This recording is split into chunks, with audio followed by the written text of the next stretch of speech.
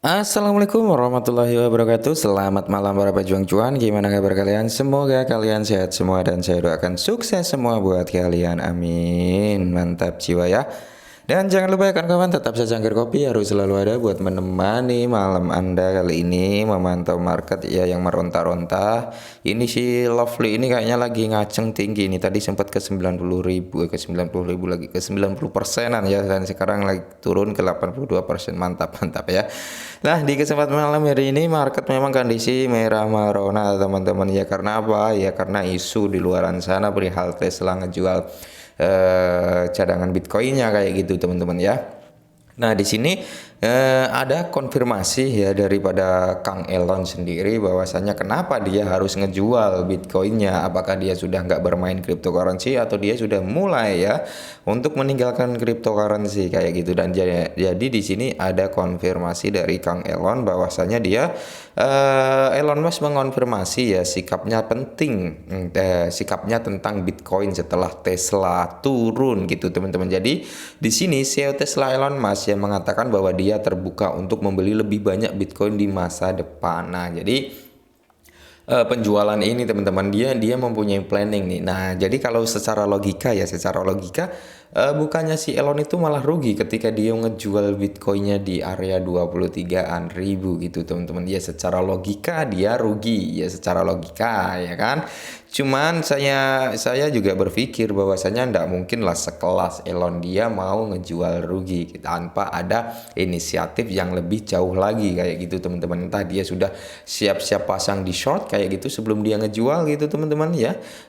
Dengan leverage yang mungkin cukup tinggi ya kan, langsung dia ngejual Bitcoin dump, otomatis dia cuan seperti itu teman-teman. Atau ini adalah secara strategi setelah dia bermain short ya kan, dia melihat penurunan daripada Bitcoin sendiri, dia serok lagi di bawah. Bisa juga seperti itu teman-teman. Inilah ya permainan bandar, permainan orang-orang berduit gitu. Sedangkan kita apa, plankton ya kan, duit 1.000 aja waduh, aduh, pusing gitu teman-teman untuk saat ini ya dengan kondisi yang seperti ini gitu ya.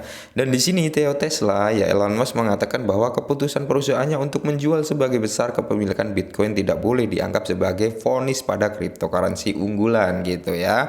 Terus di sini seperti dilansir ya teman-teman, pembuat e-card termuka sejumlah Bitcoin senilai 936 juta pada kuartal kedua. Nah, Musk menjelaskan bahwa Tesla harus melikuidasi kepemilikannya karena perusahaan khawatir tentang likuiditas keseluruhan karena penutupan di China. Nah, memang teman-teman ya, kalau kita pantau berita ya, bahwasanya memang bank-bank yang ada di China, kalau nggak salah loh ya, kalau nggak salah bank yang ada di China itu orang yang menaruh uangnya di bank itu sekarang sedang ditahan. Kalau nggak salah ya, kalau salah tolong dikoreksi, dia belum bisa menarik uangnya gitu teman-teman ya.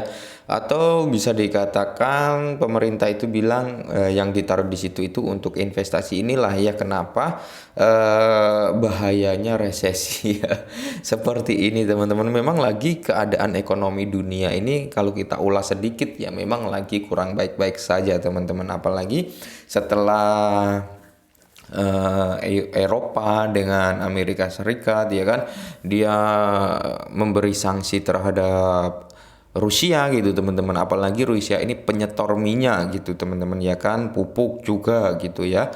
Nah, disitulah ya terjadinya kenaikan harga dan sebagainya ya, mulai di awal dari itu sejak pandemi ya.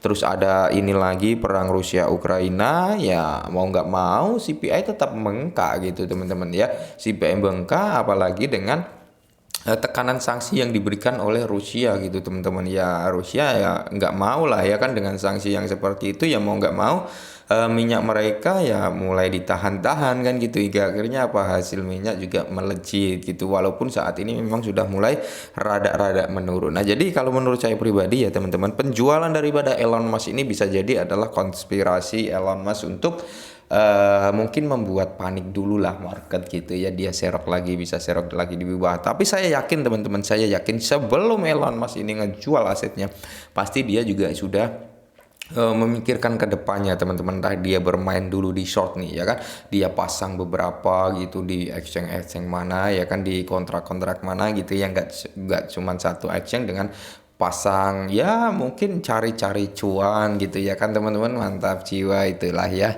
itulah kekuatan para pemain bandar ya, seperti itu ya. Sedangkan pemain retail itu mengharapkan apa?